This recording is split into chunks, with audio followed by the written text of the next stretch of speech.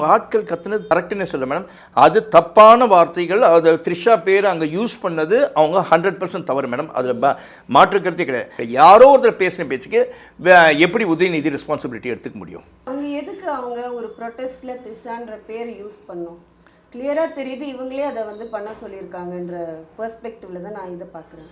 அவ்வளோ கீழ்த்தனமான ஒரு விஷயத்தை எப்படி ஒரு எதிர்கட்சி தலைவரால் பேச முடியும்? ஒரு எதிர்கட்சி தலைவர்னா அவரோட வார்த்தைக்கு நாளைக்கு உதாரணமாக இருக்க போகிற ஒரு விஷயம்.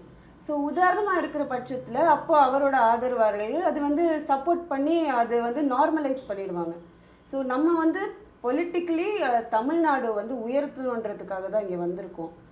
எங்கள் கட்சியாக இருக்கட்டும், எல்லாருமே இங்கே வந்து தமிழ்நாடை உயர்த்தணுன்றது தான் இன்டென்ஷன்.